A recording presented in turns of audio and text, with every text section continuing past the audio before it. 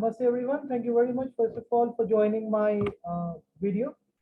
So in this one, I'm going to tell you about Docker and how you can use Docker for containerizing a particular application. So the one that we'll be considering for this lecture is a Django application. Let me just show you all the files and everything I have on my local machine for that application. So, all these folders are there. Then this manage file is present here inside this my website folder. Now, let me just run this application and show its face to you. That I need my command prompt. And here I can simply copy the path of this folder in which my application resides. Okay, I'm inside that folder in which all my application files and everything is there. I server. This is going to run a server for me and it will provide me then with a URL on which I'll be able to access this Django application. Okay, so it's running and let me just check if I can access it on my browser. So this is the one. So that this is the face of the application, right? Now, how can I Dockerize it? How can I containerize it using Docker? That's what I would like to show you. So for that, I'll be using VS Code. I hope you guys know about VS Code. It's a type of text editor, right? And the files which I need to add to my project files, I've already prepared all the three files, right, which basically are used for Dockerizing, or you can say containerizing any particular application. So I have all my files inside this folder. So I need docker dash compose. That's the first one I require. In Docker file, and then there is this requirements file which I require for the containerizing thing. Now I need to come in this folder named my website. Okay, so this is the one, and let's just paste all the files over here. Okay, so I have all the files now here inside my application folder. Let me just close this window. And I'm going to now brief you about a little bit the code, about the code, I have in all these three files. So the first file is this Docker file. So it is going to help us in creating the image of our application, right? So here I have mentioned the image's name, right? It's the base image name because it's a Python application. So I have used this one. If you want to find out the, this base image's name, you can check the Docker official website. Right on the home page, you will find all the images name you can use for your application. Right, then I have this environment variables defined over here. I define this work directory. Then I need to add, I want to add everything to my work directory. So this is the command which is going to help us in doing the same. Then I have something in this requirements.txt. This is a Django application, right? So the first library we require for this application is Django. Because it's on Django 2.2, I have mentioned Django as well as its version here. Besides this, because we are using Docker for containerizing this Django application, so we need something called unicorn, right? And that's the version which is going to work for this application. You can try different versions for your application. If this doesn't work, but most probably this is the best one which is going to work with all the types of Python applications. So just go for it, just try it out. So whatever libraries, whatever dependencies are required for your application to run on a particular system, you need to put all of them inside this requirements.txt file.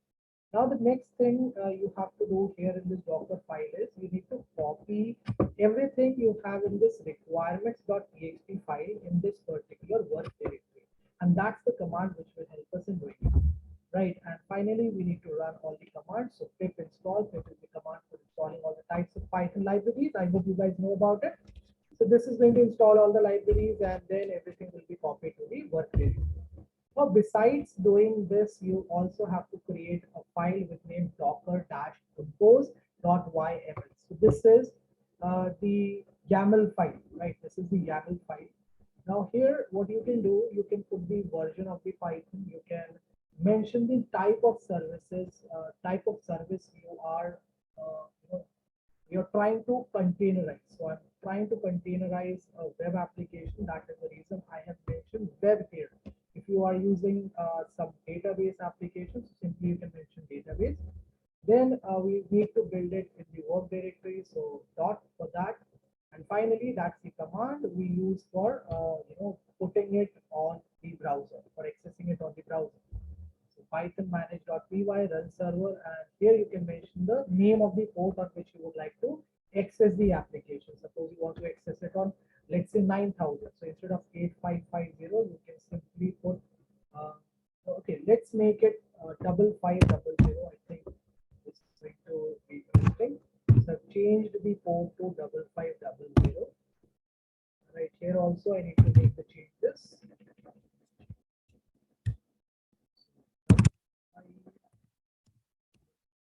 I'm saving the changes. Okay, so I'm done with defining all the things for required for containerizing the application. It's time for me to fire some basic Docker commands which can help me in containerizing this application I am working on at present. Let me first break the server. I broke the server, and if I just refresh this application, you can see I'm not able to access it on my browser because the server is not now no more up. That is the reason it's not visible to us. It's not accessible on the browser. Okay, so the first command you need to fire is docker compose, and after that you can put build. This is for building the web application. Okay, so it's going to take a bit of time. Let's you guys can go and have a cup of coffee if you want. So what is the benefit of using Docker, and why people today prefer Docker containers over virtual machines? So, if you're using virtual machines for your applications, if you're putting your applications on virtual machines, so what is going to happen? Virtual machines, because they take space, they need space, they need speed. So they will consume the RAM of your computer system. They will consume the hard disk of your computer system. And just because of this, you will not be able to run more than 2 or 5 virtual machines simultaneously on one particular system.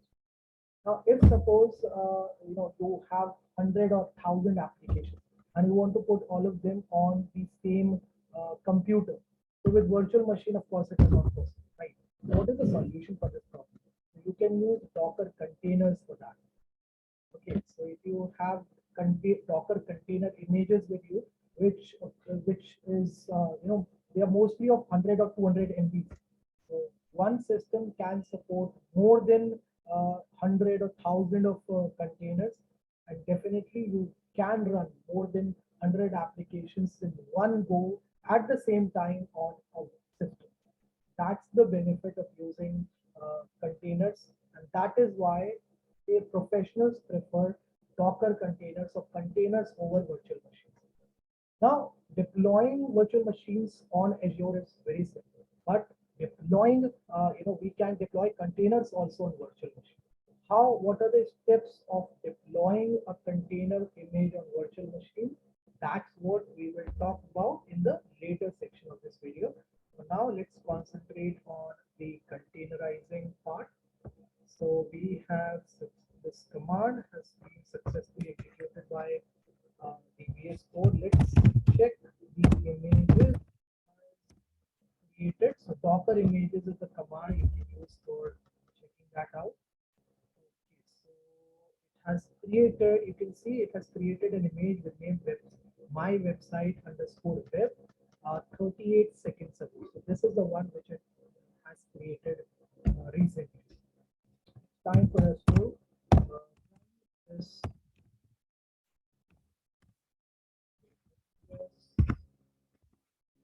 Docker compose, and I can do this command up for running this image.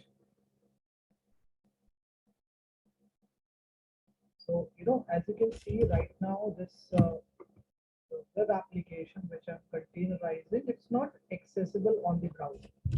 But very soon we'll be able to access it on this port 5500. So it is up right now.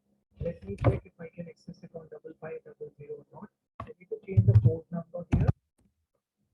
It's 5500 and I'm able to access it. So I've successfully containerized my application. It's time for me to deploy it on Azure. Now, how can we put it on Azure? So what we can do first, we can simply the Azure portal. And here we have to create a registry, right? So I need to search for Azure registry in which I'll be putting my applications container. Yeah, container registries, right? You have to, you can search for it over here also in the search box. I have two registries already prepared over here. So I'm not going to use the existing ones. Definitely I'll be preparing. I would like to go with a new one. So here I need to mention a resource group name. So now I'm mentioning register, register, random names, your call.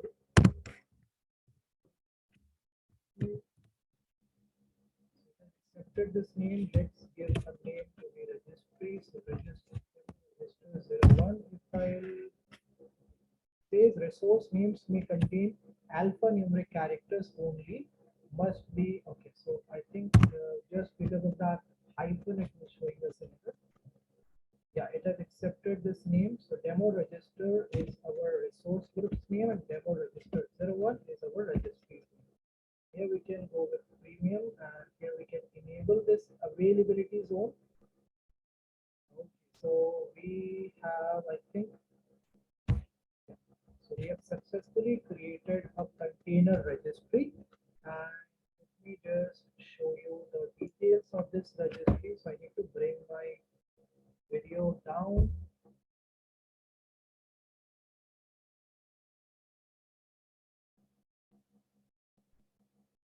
So I have a container with me right now, which I am going to put here in this registry. But we cannot do it directly. We'll have to first create an image of that particular container, and then we'll be, we'll be deploying that image on Azure using this registry we have prepared. So these are the details of my registry, right? And here, if I just check the access keys, so I'm able to see the login credentials, through which I can log in and access the registry I have created. I remove this, but not now. Maybe later part I will show it to you. How can we use it? We need to break the server first. Control C I'm using for doing that. Okay. Now let me just show you the command which you can. Next step, the first step you need to do is create an image of this container. So just a second, I need to copy the image name from here. So this is the one which has been created by me recently. So I need to put it over here in place of my app chat. This is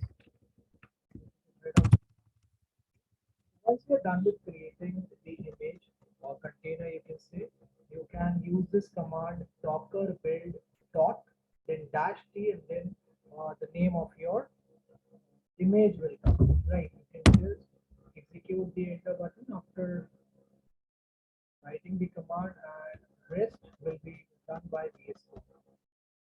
It is not right now creating an image for this container and maybe within the next couple of seconds it will be able to give us the output. Now once the image is there, we will have to tag the image. Okay, so for tagging the image, the command is this. Because I have already tried all these commands before this lecture, so that is the reason I'm able to fetch it on VS Code directly by using my direction keys. You won't be able to do it if you are going to do it for the first time. So what you have to do, you can manually type the command, but when you will reopen your VS Code again, you will be able to get the command through the direction keys. It's time for us to tag the image, and we're going to just come up here. So let's change this to get rid of it. I'm putting control my website underscore web, and because it is the latest image which we created, so this is going to remain the same. Again, what is this? This is our server's name on which our registry is happening. We need to copy the server's name from here. Demo register 01.azurecr.io is our register server name. Get rid of everything we have written here. Then slash and then my website. Right, I'm done with typing the command. Let's execute the enter button. So now VS Code will create for us an image. Okay, we can deploy it on Azure. Docker image, sorry, I fired not image. Okay, so let me just check. Fine, this is the image which we can now deploy on Azure. So how to do it? We have a push command with the help of we can push the Docker image. This is the one I was talking about. Docker push, and then the name of the image will come. I think I will copy the complete image. This is the one we just did. This push we time for us to use this command. Let's see whether we'll be able to do it or not. I think I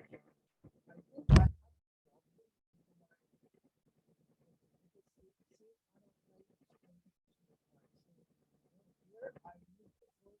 I need to log in into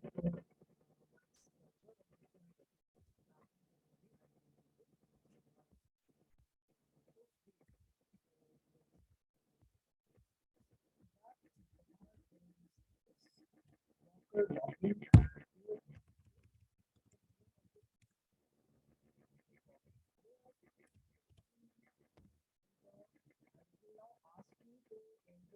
Login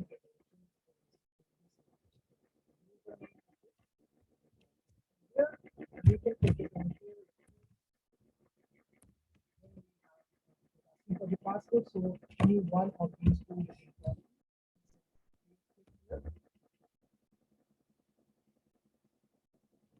Over pasting the password, it says login succeed. Into the server now. My VS Code is connected with the server. I can now push which I created. This is the one. Let's see whether I'll be able to do it or not. Okay, so it is happening right now. Let's wait for some time. Fine. So these are the steps you can follow for creating your Django application, for containerizing a Django application and deploying it to it. Now, within the next couple of seconds, within the next couple of minutes, I think we'll be able to see the output on Azure. So let's hold on for some time. I am recording on pausing my pushing is still in progress. Let me just show you the final result. So we tried this and I was able to deploy the container on Azure. Once the container comes on Azure, we can find it looking at that.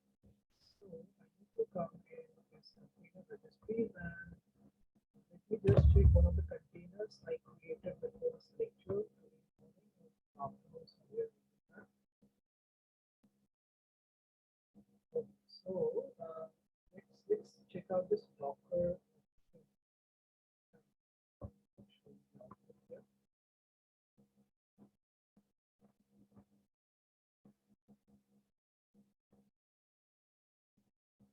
Repositories.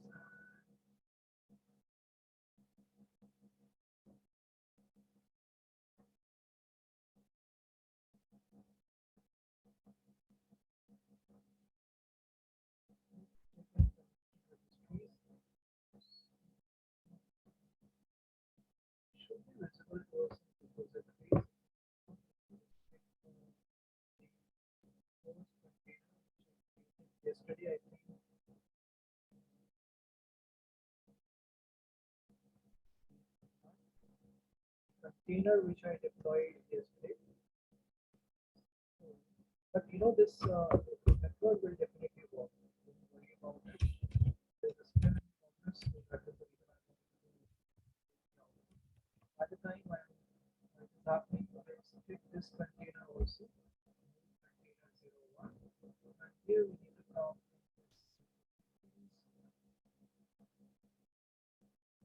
okay, so see I have this thing over here, my Python application.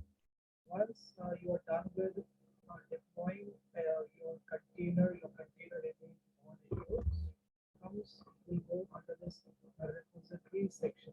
Right, it will come under this repository, and where you can find your images.